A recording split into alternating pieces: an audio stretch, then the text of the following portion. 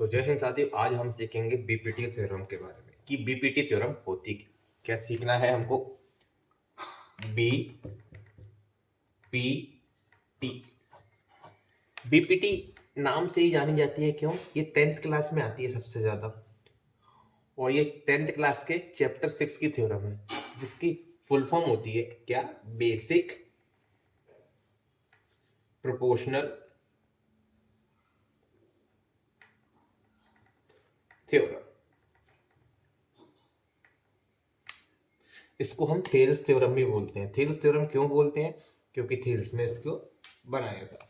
अब बीपीटी हमारी कहती क्या है कि कोई भी ट्राइंगल है। मैं एक ट्राइंगल लेता हूँ यहाँ बना के आपके सामने। मैंने एक ट्राइंगल बनाया, इसको मैंने नाम दिया ए बी सी। ये एक ट्राइंगल है। इसके पैरेलल एक मैंने लाइन ड्रॉ करी, डी और ई।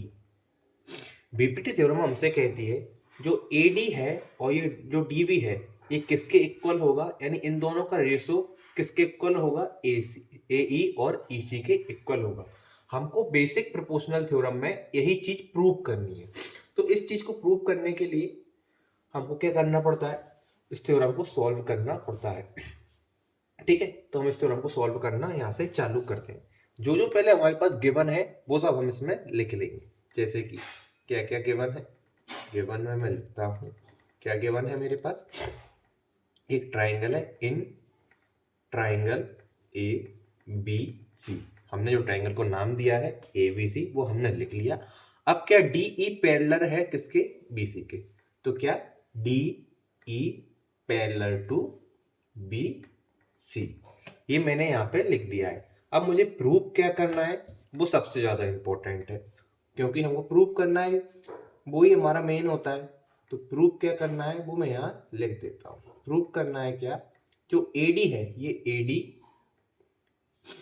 अपॉन डीबी, डी बी, इसका रेशो किसके इक्वल होता है? ए ई अपॉन, ये ए ही ले लिया मैंने, और ई सी के इक्वल होता है।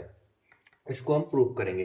अब इसको प्रूव करने के लिए हमको क्या करना पड़ेगा? थोड़ा सा कंस्ट्रक्शन करना पड़ेगा। क्या? कंस्ट्रक्शन। तो कंस्ट्रक्शन करने के लिए मैं अब कंस्ट्रक्ट करूंगा, वो आप देखिएगा। क्योंकि कोई भी चीज प्रूव करने के लिए कुछ ना कुछ तो लेट करना पड़ता है, कुछ ना कुछ तो मानना पड़ता है, इसलिए मैं इस चीज को कंस्ट्रक्ट कर लेता हूँ। मैं क्या करता हूँ, बी और ई को ज्वाइन करता हूँ। तो मैंने क्या किया, ज्वाइन बी ई, और फिर मैं ज्वाइन करता हूँ किसको? डी और सी को। तो मैंने किसको ज्वाइन कर दिया यहाँ पर? D C. अब आप सभी को जिस तरीके से पता है, कोई भी ट्राइंगल का एरिया क्या होता है? 1/2 बेस इंटू हाइट। तो हमारे पास यहाँ बेसिस तो अवेलेबल है, लेकिन हाइट अवेलेबल नहीं है। तो मैं एक यहाँ पे परपेंडिकुलर ड्रॉ कर दूंगा, ये 90 डिग्री परपेंडिकुलर ड्रॉ किया, इसको मैंने नेम दिया एम। और एक परपेंडिकुलर मैं यहाँ ड्रॉ कर दूंगा, इसको मैं नेम देता हूँ एन। तो मैंने क्या किया, एक परपेंडिकुलर ड्रॉ किया किस पे? एडी पे। कौन सा? E N perpendicular to A D, and D M perpendicular है किस पर? डी एम परपेंडिकुलर है ए ई पर। ए ई, ये मैंने यहां पर लिख लिया। अब हम आगे बढ़ते हैं इसके प्रूफ के लिए। किसके लिए? प्रूफ। पी कैसे प्रूफ करेंगे? अब हमको क्या प्रूव करना है?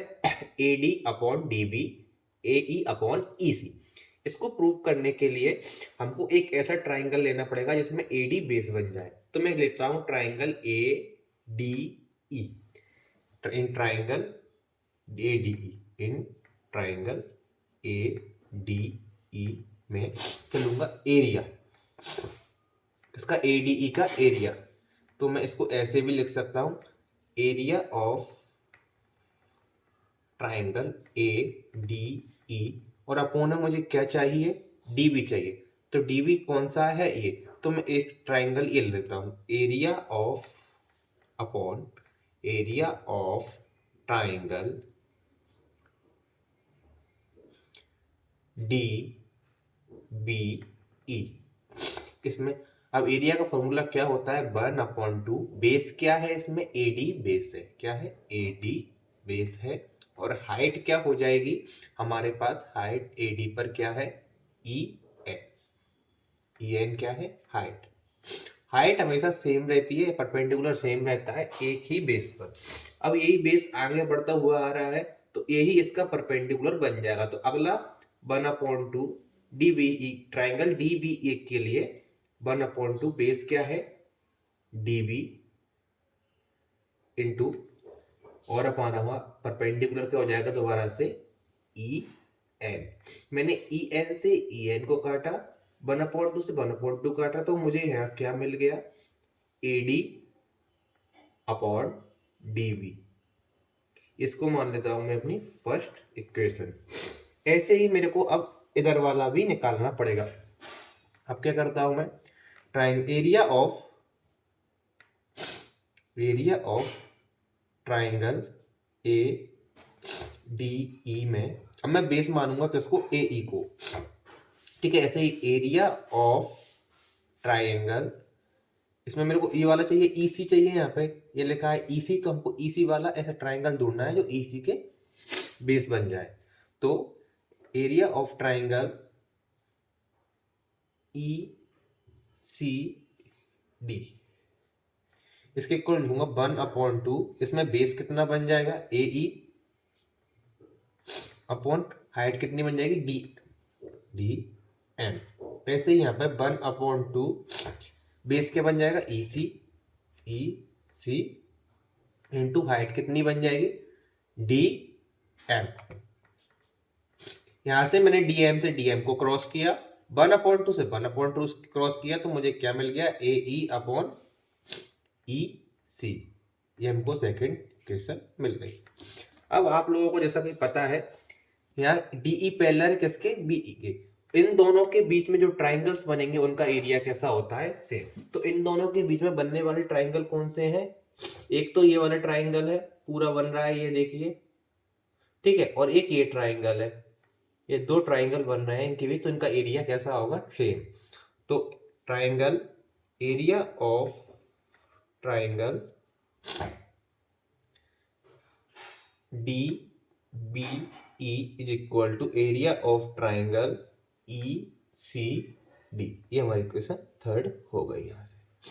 अब हमको प्रूव क्या करना था, A D upon D B, A E upon E C. तो इसके लिए हमने क्या लिखा था पहले, एरिया ऑफ ट्राइंगल, मैं थोड़ा छोटा लिखूंगा दोस्तों क्योंकि पेज छोटा है, जगह कम है, तो समझ जाइएगा।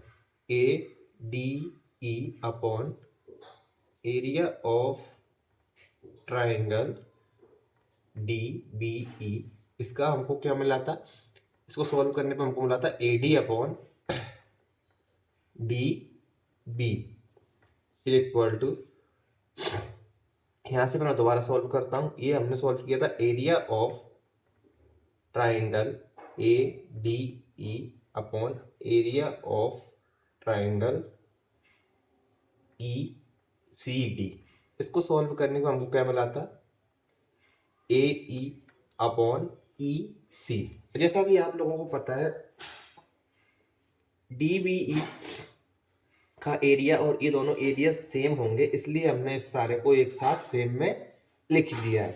तो हमको प्रूव क्या करना था, A D upon D B is equal to A E upon E C. ये हमारा प्रूफ हो चुका है। कैसे, ये इसके इक्वल है और ये इसके इक्वल है और इसके इक्वल ये है, तो आपस में ये दोनों में इक्वल होंगे। हमको यही प्रूफ करनी थी, ये चीज हमारी प्रूफ हो चुकी है। आई होप आपको वीडियो समझ आई होगी। तो चैनल को लाइक,